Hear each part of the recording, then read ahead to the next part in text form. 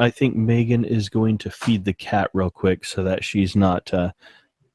Oh, I'm going to feed the cat. Hold on just a second. Okay.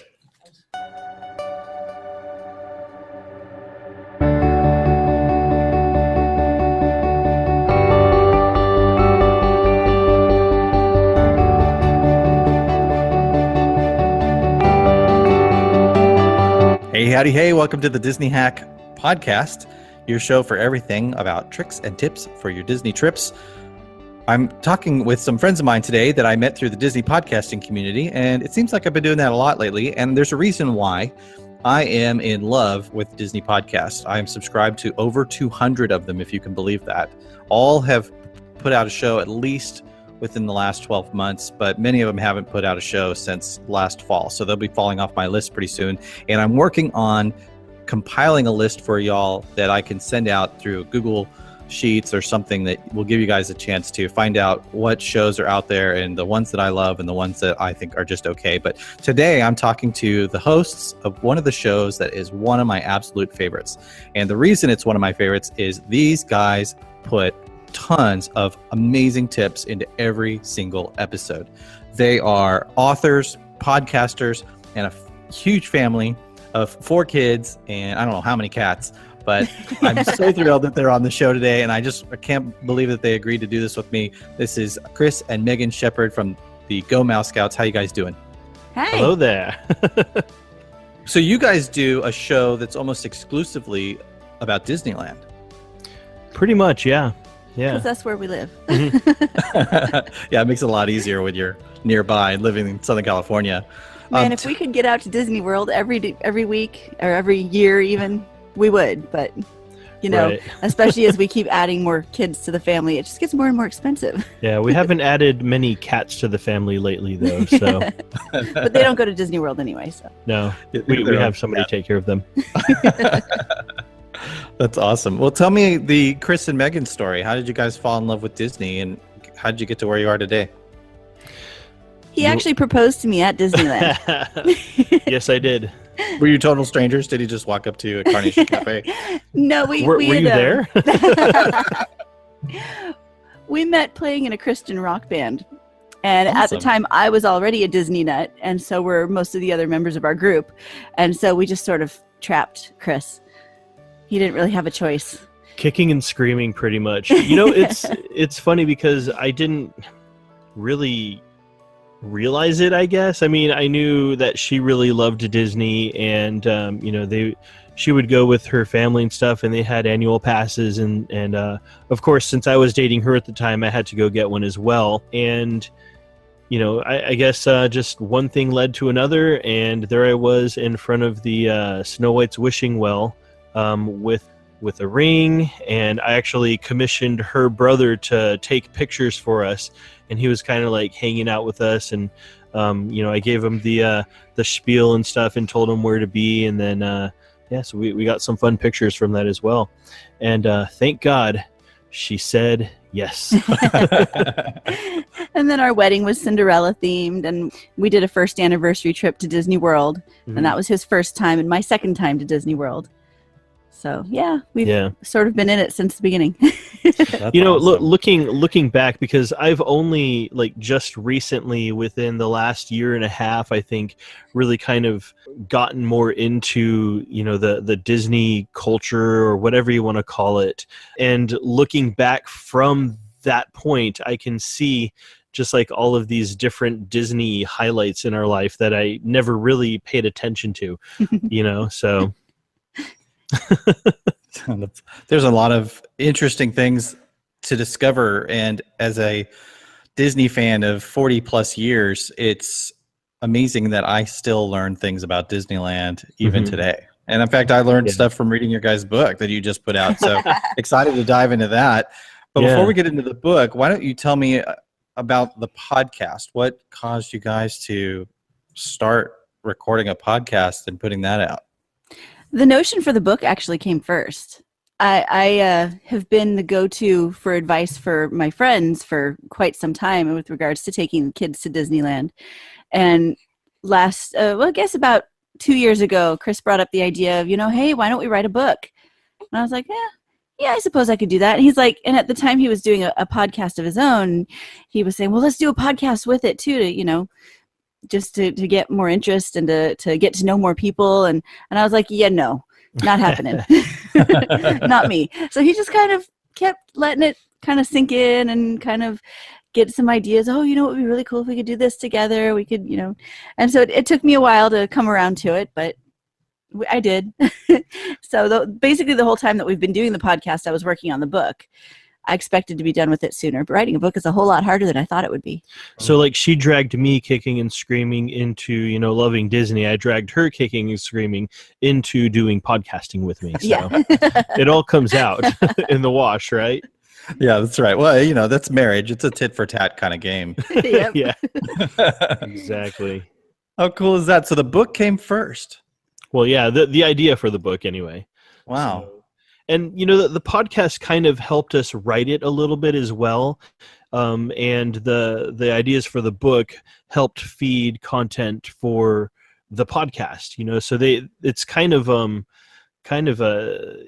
they complement each other very well.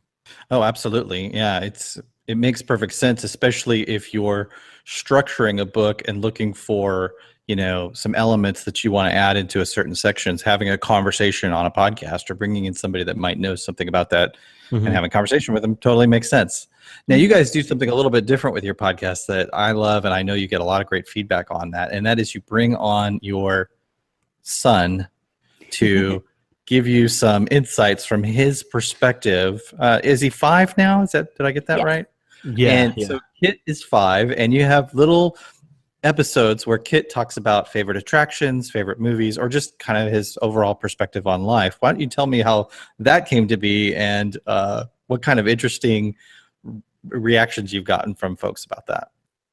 Well, so originally, the idea for the show was going to be, a shorter format show. So we try and keep things, from between like 5 and 10 minutes or 15 minutes or so.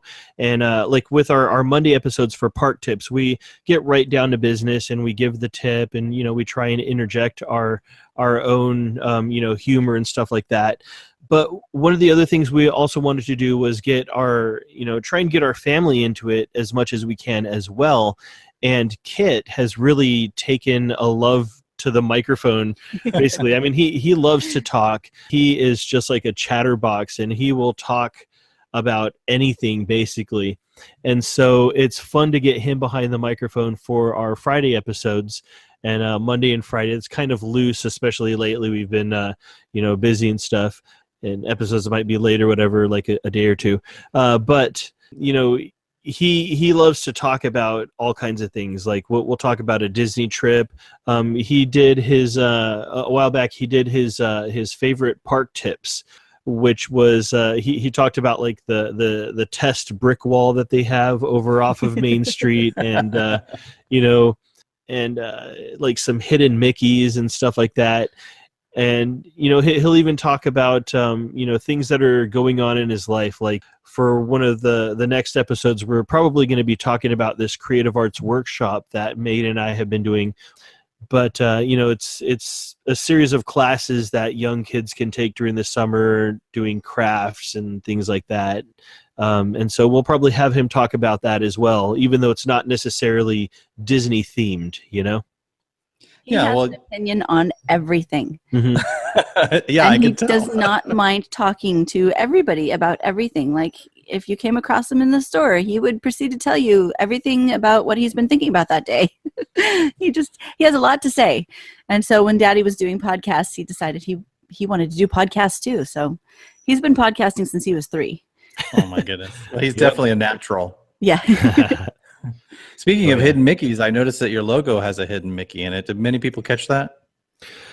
I'm not at liberty to say. I mean, there are 3 dots that may kind of look like it could be something, but yeah. We'll leave it at that. That's awesome. Well, the Kit episodes are definitely some of my favorites. Sorry, I know you guys are great at this, but talk about Star Tours and different things just makes my day sometimes. And when I've been listening to grown-ups talk for a while, it's nice to get one of those episodes and throw it in the mix and listen to it. So he's definitely got a fan in me, and if he keeps it up, I'll be listening to him for a very long time. Oh, that's awesome. And that really comes back to the real magic of it all. I mean, like, I remember visiting Disneyland in middle school with like the Magic Music Days and stuff like that. And, I always enjoyed going to the parks and stuff, but as adults, you really kind of rediscover the parks through your kids. You know what I mean? Yeah, definitely. And so that's part of the extra bit of magic for me anyway, and I think for parents everywhere. So it's great that you guys are capturing that by recording him, because at some point you're going to have an opportunity when he has children to look back or listen back onto those and get his unique perspective from today. That's great. Yeah, and we plan on trying to get Teddy on as well as soon as he's a little more verbal. Teddy's almost 3 now, and he has a lot to say too, except that pretty much I'm the only one who can understand him much of the time. So he kind of needs an interpreter. He'll have short cameos, like at the end of episodes, we'll like cut something in and stuff, but he's wanted to get behind the mic a little bit as well. Yeah, he's definitely up and coming with that too. That's interesting that you bring that up. There is something I've been wanting to ask you guys, and now seems like a good time to do that. At the end of your show, your kids say something. There's a button there, and I have been trying to figure out exactly what they say for a very long time. So the first one is Kit, and so like whenever we sit down to record, I always do mic checks and stuff, testing 1, 2, 3, right? And so one of the times he was like, testing 37, testing 98. And so I think that's what he says on that one, testing 98. Yeah. And then we cut Teddy into there saying, bye-bye, Mouse Scouts. Testing 98. Bye-bye, Mouse. Oh, okay. That's awesome. So that's kind of become our sign off, unofficial outro. I don't know. I don't know. I love it. That's awesome. Yeah, now I know. So I'll be able to record it for posterity. So everybody who listens to the Disney Hack will now know that little bit of trivia of the Go Mouse Scouts podcast. That's so great. You heard it here, folks. Breaking news. If you've ever been wondering, like me, and I'm sure you have, now you know. That's so great. All right, well, let's pivot over to the book and then talk about some of your past trips to Disneyland and some of the great things that you've learned there. I don't know if you guys know this, but I used to be a cast member at Disneyland. I did know that. I don't think Megan knew that, though. Nope. Yeah, I worked there in 97 and 98, a graveyard custodial. So I was there from midnight to 8 in the morning. So I saw a lot of things that most guests never get to see, which was one of the reasons why I went to work there. I wanted to see the magic behind the scenes and really immerse myself in it. Really, I wanted to lay down on the tile and actually see the grout up close, if you will. Wow! Yeah. I can appreciate that. I tried not to fall asleep though, because it was very late at night while I was doing it. But I learned lots of great things, had lots of really great experiences, and learned a lot of things about really navigating the place well. Obviously, my friends would come to visit, during the day, not at night, of course. And I got to play tour guide, and that's where I kind of honed my skills. But you guys have been able to hone your skills in a different capacity by mastering the art of going to Disneyland with young kids and still having a good time, which, by the way, is the title of your book, The 2017 Guide to Visiting Disneyland Resort with Young Kids and Still Having a Good Time, which, by the way, great title. Thank you. We took the John Hodgman route. I love it. Yeah, no, and what's great about that is it's true, because you can go to Disneyland with young kids, navigate it well, and still be pretty miserable and exhausted when you leave. I grew up in Southern California. My dad did all the driving, taking our family of 5 to Disneyland, which you guys recently promoted out of. And we lived in San Diego, and I know you guys live about as far away as I did, so that 90-minute drive to and from the park can be pretty exhausting at midnight. And so hats off to all dads out there, especially you, Kris, who are doing it now. And I know Megan sometimes goes on her own, but you guys have taken this art form and actually turned it into a useful guide that parents everywhere can now use to take advantage of. I have friends that just went to Disneyland, early last month, and if I'd have known, if this had been out at the time, I would have absolutely made sure that they had a copy of it before going. I would have insisted upon it, in fact, because they could have read it in the flight from Austin, Texas to Los Angeles. It's a short read, really, you know? Yes. But it's chock full of information. So let's get into it. You guys break it up into 3 different sections. Instead of me talking about it, why don't you guys tell me about your thoughts behind breaking it up and what you put into the book? Well, it's broken up into 3 sections. Before you go, while you're there, and then like the lists at the back. And so the before you go stuff is like about the planning that you need to do before you leave, thinking about when you're going to go, thinking about how you're going to get there, the actual process for, you know, getting from your car to the park. Because I've had people ask me about that. Well, you know, well, how do you get on the trams? Well, can the strollers go on the trams? And, you know, and thinking about ways to save money because, of course, you know, Disney is not cheap. But there are ways to save. The while you're there part is about, you know, once you get there, what do you do? You know, what kind of food are you going to look for? I've encountered kids before, of course, who, you know, they only eat one thing. And so you want to be able to make sure you're going to actually be able to feed your kid while you're there. And so it's good to know we've actually gone through like the menus of the restaurants and listed by food type what restaurants have that food. Like, so if your kid only eats chicken nuggets, so here's the restaurants that have chicken nuggets. And there's a whole section on just taking babies, because I've heard lots of people say, well, don't bother taking babies. Well, you don't take the babies for them. You take the babies for you. That's right. Yeah. And then the appendixes is just like the lists. We have, you know, the best places for a nap, the best places, the best bathrooms to use, the tips on each individual attraction, like, you know, what you need to know before you try taking your scared preschooler on something. Mm-hmm. Yeah. So yeah, that's huge. Yep. We had that experience. We had to use the chicken exit on more than one occasion on certain rides because we just took the kids too early. So it's really good information to have. It's called Snow White's Scary Adventure for a reason. Am I right? The Twilight Zone Tower of Terror, which I guess you guys Tower of Happiness. What? It's so terrifying. You have to break out, right? Or at least now you got to break out. At least if you, that's the mission. With the Tower of Terror, I have a story my parents like to tell about. They had gone on that ride, and they got off, and there was a little girl who was about 5 or 6 with her mom, and she was this little girl was furious, and she says, with her teeth gritted, she says, "You said it wasn't going to be scary." Don't be those parents, folks. Don't be those parents.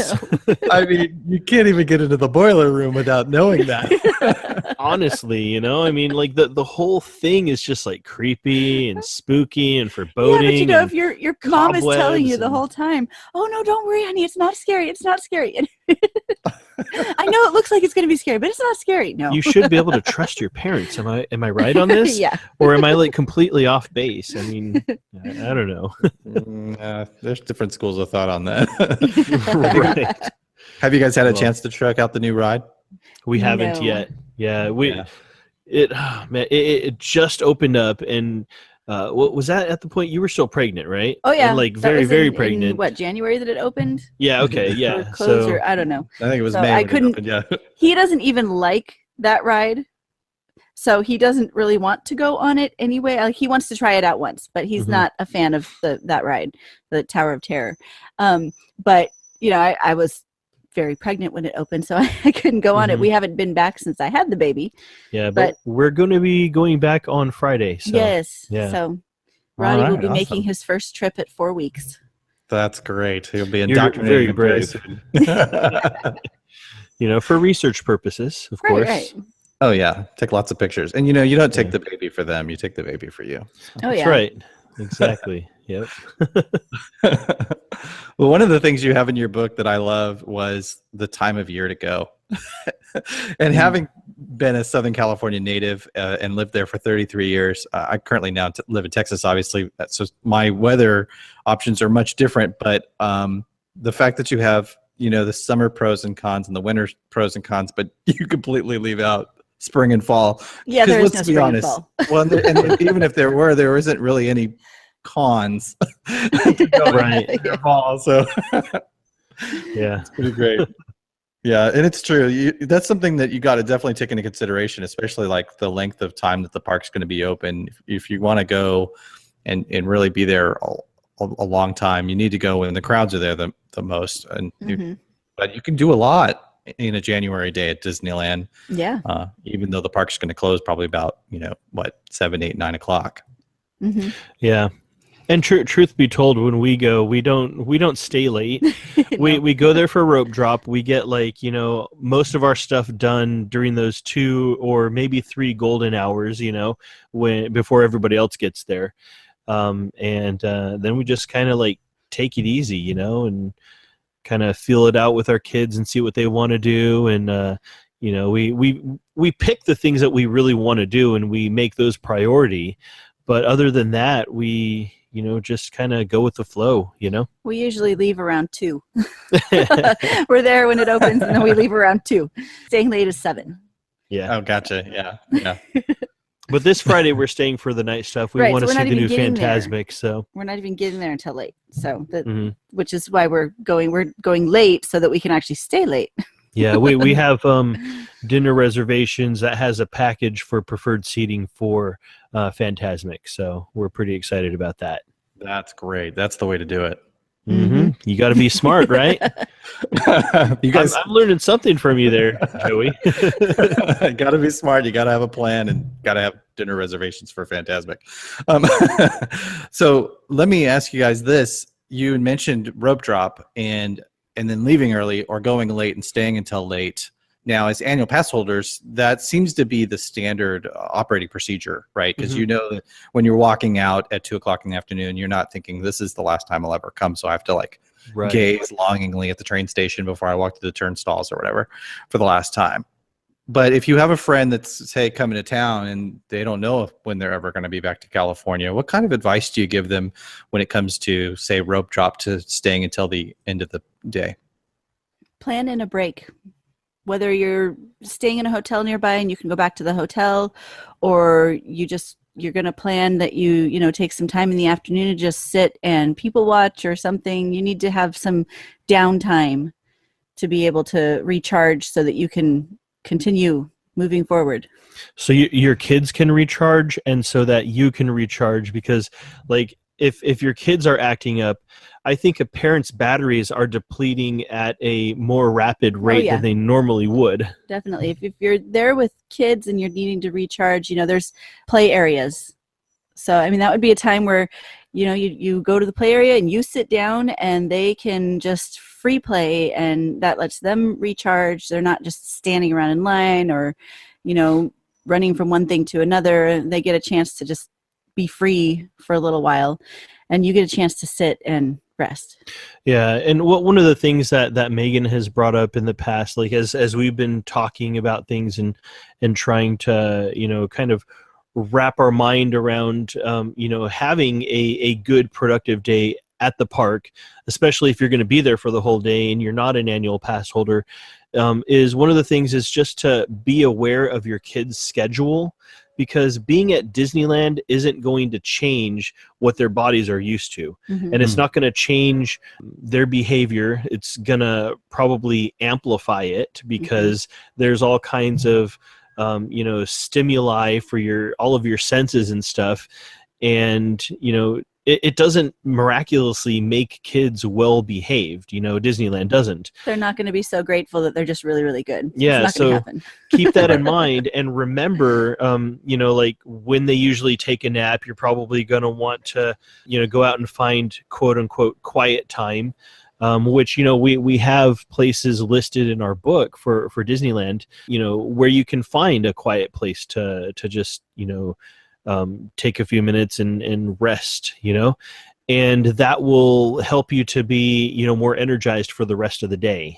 Another thing is snacks. If your kids are eating everyday lunch at 11 or whatever, and a snack maybe a couple hours before that, make sure you have some apples or whatever their snacks are that you have, so that you're ready for that, and you still have things available to them, during their specific body schedules, So.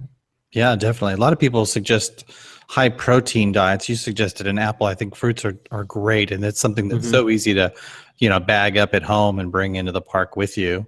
Speaking of bags, I know that you got a whole section on, the stroller and the bags. How important is planning out exactly what you're going to pack in when you go into Disneyland? It's a question that comes up a lot, actually, in groups that I'm in, and with people. They're like, well, what do you bring? Do you bring a backpack? Do you bring your regular diaper bag? I mean, what do you bring? And so I think that you need to, of course, what works for you might not work for me, and what works for me might not work for you, but you do need to put some thought into it. If you really need to have things organized, you don't want a bag that's going to be like a black hole, where everything just falls to the bottom. On the flip side, maybe your regular diaper bag isn't big enough for a whole day, or maybe you want to have two bags, one bag that, is your regular bag and one that has all the extra stuff, or, and strollers, you don't want to be stuck with a bad stroller. Mm-hmm. Trying to like force a stroller that doesn't roll well or doesn't, maneuver well through the crowds is just going to make you frustrated. Yeah. And by the way, I'm going to add that any bag that Megan brings is whatever it is like a black hole for me. I can never find anything. So she'll ask me to pick something out and tell me where it is. And I end up bringing her the whole thing saying I couldn't find it. And I'm just like, stick my hand in and I pull it right out. I know swear, exactly where it is. Her bag is like Mary Poppins carpet bag, with like +5 of enchanted holding or something like that, So yeah. It's always organized. Oh, it's always organized. My bag is always perfectly organized. It's just not my fault that you don't understand what I'm trying to tell you. We're real here, folks. I mean, this is an argument you're hearing live. I have the questions are coming too fast that I can't even. I'm like making notes. I don't even know what I'm writing down anymore. So, you had mentioned lunch for the kids around 11. I would love to know where the Sheppards like to eat, or some of their favorite places when going to Disneyland. Well, one of my favorite places is the Rancho del Zocalo. I love the Mexican food there. Sometimes we'll go there often for dinner, Yeah, we usually pack in lunch. My favorite, I like to go into the pizza port, because I like I like pasta, and it's a big plate of pasta, so usually I can share with one of the kids, and we get plenty to eat that way. Oh, that's a great tip. Yeah, plus it's covered, right? So you're pretty much in the shade. Yeah. That's true. Yep. Now the Rancho del Zocalo, that's covered, but it's like trees. So you, depending on where you're sitting, right, it's kind of shaded with like umbrellas and trees, if I remember correctly. Parts of it are kind of like indoors too, like open sided, but have like actual ceiling over you too. So yeah, that's a nice place to take a break. Yeah. And it's right by the Big Thunder Mountain. So if you get one of the tables that's like right next to where the cars are coming in, or the train is coming in for the last turn, while you're eating, after your kids have already finished, because kids always finish before the parents, right? Right. They can sit and watch the trains go by and wave at the people, Yeah, our kids love to do that. Mm-hmm. Speaking of Big Thunder, isn't there a story you have, Megan, about your mother terrifying you on that ride? Did I read that right, or was that you, Kris? Somewhere in the book. You know what? That may have been. I think that was our editor. Yeah, actually. Yeah.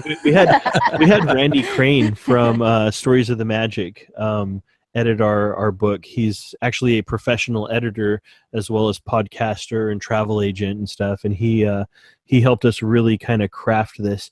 Let me see if I could find that real quick. He's a great guy, and we're thrilled to have met him. And it was really great having a Disney knowledgeable editor, because he was like, oh, this is actually called this, and oh, you might want to capitalize this part, and he really had some very Disney specific things that another editor wouldn't have caught. Mm-hmm. Yeah, well, absolutely. Great. You got a professional editor, but they're also a Disney fan, so they've got that eye for detail, but they also have the eye for what a Disney fan's going to find if it's not done right. Exactly. Yeah. And he corrected many things like that we missed, so, but awesome. I found what you're talking about. It is an editor's note, and this was from Randy. He says, my mom once told her older sister that Thunder Mountain was, and I quote, just a calm little train ride to get her to ride. 35 years later, she still hasn't lived it down. So shout out to Randy Crane there. He's got a wonderful show over there, Stories of the Magic. Yeah, so definitely check out Randy's show. What are some of your guys' favorite tips that you like to share, some of the more common ones that people like to ask? Well, one of the things that comes to mind for me, and this is something that I never really thought of until Megan kind of verbalized it, was to always be listening to your surroundings at the parks, because there's so much that you can take in, not even just like the atmosphere and like all of the things that Disney has put out for you to enjoy, but kind of get tipped off to things as well. Like, if you're waiting in line for Splash Mountain and you're getting close to, being able to jump on the little boat there and get on the ride, but maybe the cast member is looking for a party of 2 or 3 and you happen to fit that. If you're not listening, somebody else is going to jump on that before you, know? We got to meet Boba Fett. We were second in line to see Boba Fett because apparently I'm an eavesdropper. I just like listen in on what everybody else around me is saying. Apparently I just overhear things. I keep wondering where all these eaves are coming from, but People just drop them. Yeah. So I didn't even know that Boba Fett was actually a character that came out for meet and greets. My son had actually asked me not too long earlier than that whether, we could meet Boba Fett. And I was like, no, honey, we can't. He's not there. And, well, Mom was wrong there. But was that Kit? Yep. Yeah. Oh, yeah.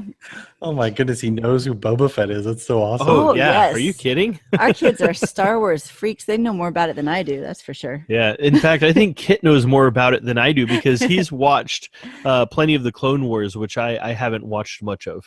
Ah, yeah. Mm-hmm. So we were in the Star Wars launch bay, and I overheard somebody asking a cast member, okay, so is Boba Fett going to be out soon? And she said, oh, yeah, he's going to be out in just a couple minutes right over there. And I'm like, oh, my goodness, I have to round up everybody and get them over here. And so we were the second ones in line to see him because I happened to be listening. Whereas if I hadn't been and, I just happened to see him coming out, we probably wouldn't have actually stayed to see him because the line would have been too long by then. Yeah, I think we were on the second floor where they had it as like the superheroes and stuff at the time, like Stark Industries, and we were doing some Iron Man thing. I can't remember exactly what it was. Yeah, so I had to go find you guys. Yeah. But we made it. You guys are off. And we met Boba Fett. You were off in another Just in time. Disney IP, another Disney universe. Yeah. Exactly. I mean, it takes time to jump from universe to universe, but thank God we did because he almost sold us out to the Empire. He literally, Boba Fett pointed at Kit and he said, you would tell me if there were any bounties on these people, right? As he pointed to us. And then Kit looked up, grinned, and like nodded his head. We're like, thanks. That's so awesome. Well, they're so honest. I love it. Oh, yeah. sure. Oh, yeah. Yep. What a great tip to just ask. Yeah. I mean, you never think to do that, but Yeah. if you see a friend of a character, go over, especially a handler, go over and ask them, hey, is so-and-so going to be out and when? We just tend to line up, right? Like lemmings, and it's nice to, What are you lining up for? Oh, this is the water fountain. Okay. Better be good. Some good water, I guess. I oftentimes, when I'm at the post office or random places, if I see a line, I'll ask people if it's the line for Space Mountain. That gets less laughs every year. Oh, man. Less and less every year. Oh, man. People in Texas don't think it's very funny, apparently. Okay. All right. Well, maybe you need to ask them if it's the line for Guardians of the Galaxy, right? Mission Breakout. Breakout. I know who you listen to. That's right. Yeah, So I got a question for you guys about Star Wars Land. We just found out last week that they're going to be opening it in California first, and then they're going to be taking it to Florida. I mean, they're building them both at the same time, but they're going to launch the one in California first. What's your take on that? You guys excited? What are your thoughts? We'll take it first. Yeah. Sure. Totally. Yeah. In fact, I'm already lining up right now. Nice. I'm excited about it. I'm a little worried about how much Disney's going to try and like squeeze money out of us just to get to see it. But $25 for blue milk. Oh, I know, right? Which I heard isn't really very good anyway. So They've got 2 years to perfect it. The kids will be older by then, and I'm hoping that they're a little more adventurous as far as what rides they'll go on. So perhaps they'll actually want to go on some of the rides there and not be like terrified. If not, we'll writer switch it. Yes. So we'll say, forget you guys. We'll leave you all at home and we'll go do it by ourselves. we have Megan has parents that live near, so they'll be able to watch. Uh-huh. We've done that a couple times before, left the kids with them and gone by ourselves. Date night. Yeah. Oh, it's such a great place to go on date night. You know, when you guys write that book, let's come back on the show. Let's talk about that. Oh, date night with kids. Maybe like a little primer Without or something. Or, kids. yeah, without kids. You know what I mean? It's not something we've gotten to do very often since becoming parents, since like the kids are spaced 2.5 years apart. So it's like by the time that one is, ready to be away from us all day long, there's usually another one on the way. So we can't, I can't go on all the fun stuff. But since Roddy is our last one, Roddy's we're the last good. one, Yeah. yes. You might be 6 months pregnant by the time Star Wars landed. No. That won't We're happen. done. We've discovered Netflix, so we're good. Netflix and no chill. Love it. Awesome. Well, okay. So you guys have this amazing book. I've read through it. I think that everybody else should just stop listening right now and go get it. So where am I sending them? Where are they going to go find the 2017 guide? So they can find it at gomousescouts.com/Disneyland book. And it'll take you right there to the page. There's information on it. Obviously, it'll tell you like what's in it and stuff. And basically, it's for Disney fans who are new or young parents, and we just want to help people who, are maybe a little hesitant to taking their young kids or babies. And it's something we do all the time, and it's something you can do and still have a great time. And our book really just lays everything out for you in an easy to read fashion. It's well organized, and you can really just kind of like flip through it to where you need. And whether it's a list of where to find chicken nuggets or pizza or whatever, the two staples that like 4-year-olds exclusively eat, basically, right? And right now, for a limited time, it's only $5.99, and for listeners of the Disney Hack, you can also get an additional $1 off of that if you use the coupon code Disney Hack. All one word, all lowercase. Wait a second. So this book isn't like $14.99? No. Yeah, not right now. And in fact, it's not even going to be that. It's probably going to go up to $9.99, after we're done with our like launching period and stuff like that. But we really want to get this into as many people's hands as we can, because we know that it can help so many people who have kids and want to visit and still have a great time, and not be coming home at the end of the day from Disneyland thinking, oh my gosh, what did we do? Why? Because we've done that, Yeah. And we don't want other people to have that experience, Disneyland is magic. Disney is magic. And there's no reason you can't have magic even if you have little bitty kids. Exactly. Yeah. They're part of the package, I think. Mm-hmm.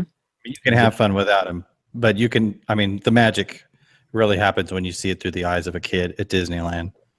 Oh, and I also want to mention one more thing. If for some reason you're not ready for our book, we also have a freebie, 10 ways that families can save on a trip to Disneyland. And you can you can get that by visiting our website, gomousescouts.com/freebie. And that will help you to start planning your trip to Disneyland, and get you guys there. So, yeah. One of the things I want to point out about your book, which is so great that it's only $5.99 and you can get $1 off if they use the code Disney Hack, is the fact that you guys reference things in the book. You don't kind of beat it to death. You don't, there isn't these long chapters where you describe how to do certain things, but you leave links to podcast episodes where you guys actually do take the time to explain what it is that you're trying to outline in the in the book that you bulleted out. So I think it's great because the bullet makes sense. I get what you're saying, but if I want a little bit more understanding, or I want an example of how you guys have used a certain thing, such as writer swap or anything like that, I can click a link on my phone if that's where I'm reading it, or my iPad, and I can go right to that episode and listen to you guys talk about it. I think that's really smart. Absolutely. Awesome. Oh, and you know what? There's also some bonuses that you get with the book. In the past, we've given a number of other freebies, and so the bonuses that you get, when you buy our book, you also get the 10 ways families can save on a Disneyland trip. You get that. You also get a Day at Disneyland resource pack, which is a 8.5 by 11 sheet that you can print out and then fold into quarters and bring with you. And this has all of the lists basically that we've put into our book. So the best places at Disneyland for kids to run around and, release a little energy, the best napping spots for kids, not adults. Tom Sawyer's Island. Right? Best kid-friendly restrooms, and places for you to write down your must-dos and stuff like that, and also a list of things that you will not want to forget to bring, like your diapers, wipes, snack cups, snacks, cash, driver's license, whatever. And then there's also 2 scavenger hunts that come with it as well, which is kind of in the same fashion, letter-sized page that you can print out and bring with you. And there's a scavenger hunt for Disney California Adventure as well as Disneyland Park. So just some fun freebies that you get along with it as well. Wow. But yeah, we're trying to pack it all in for you guys. You guys really know how to do the value add.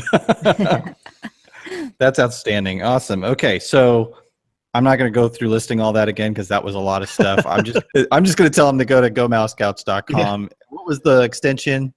/Disneyland book for our book we just released, or /freebie if you want to get the 10 ways families can save on a trip to Disneyland. So outstanding. That is so great. Well, where can people find you on the web if they want to have a conversation with you? All right. Well, I'm on Twitter with Go Mouse Scouts. If you talk to me on Twitter, it's at Go Mouse Scouts. It's usually me. Megan doesn't hang out on Twitter, but more so we have a Facebook group, which we're trying to build a community around what we're doing. Right now, I think there's probably about 150 people in there. But we're posting things like news-wise as things come up on Disneyland or Walt Disney World, and we try and kind of look at things through the lens of taking your kids and family there, and you can find that if you just you can look in the groups and search for Go Mouse Scouts. Or we have a link on our website. If you go to GoMouseScouts.com/Facebook, it will take you right there, and you'll be able to request to join. We try and keep out like the spammers and like the people who are going to try and sell you makeup and shoes and medical products or whatever. So, but yeah, it's a fun community we're trying to build, and we'd love for you guys to come join us and hang out and talk Disney. We'll geek out. How does that sound? That sounds great. And it's a great community. I'm a member. So if you are looking to get around some no drama Disneyland fans, this is the place to be. And I understand you let some Disney World fans in too. Yes. Yeah. Well, I mean, don't tell anybody, but we're trying to plan a Disney World trip next year. So we're I'm kind of whispering because I think our daughter is still awake. Oh. All right. Well, your secret's safe with me. Yeah. I don't think she listens to my show, so I think we're good. Well, no, but she can hear us talking if right. So, yep. How awesome. Well, I'm looking forward to trying out one of your scavenger hunts when I come to California. Oh yeah, totally.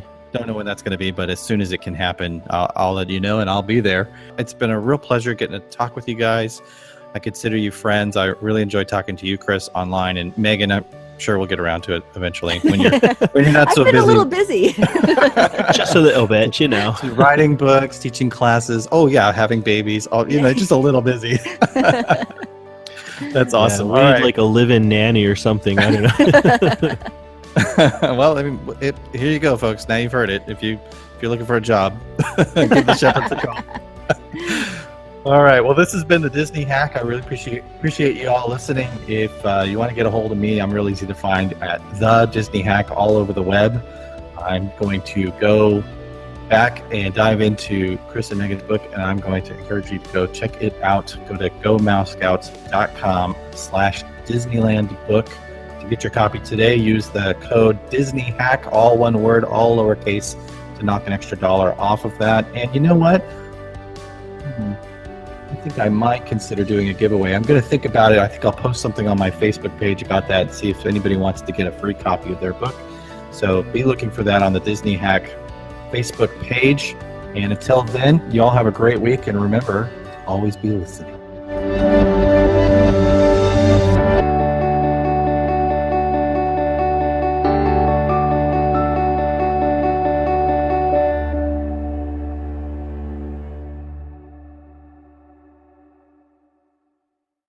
And the cat's fed, so that's good. The cat won't be bothering us. Yeah. Well, it's funny because like we've had like cats, our cats come in and like meow at us while we're trying to record our podcast, you know, and it's like, do we continue or do we pause and take care of this or what? We pause and take care of it because the cat is persistent.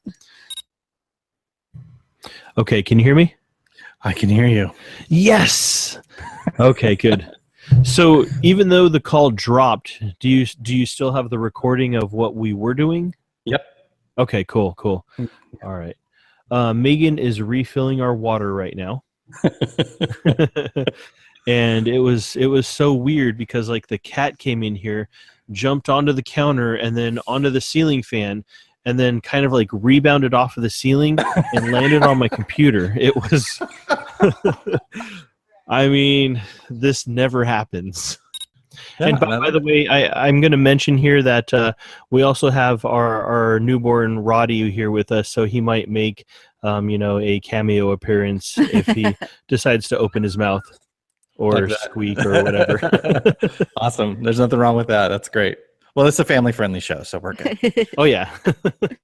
Yeah, well, you know what a pirate's favorite letter of the alphabet is, right? Well, you might think it's R, but it's really the C. Yes. All right.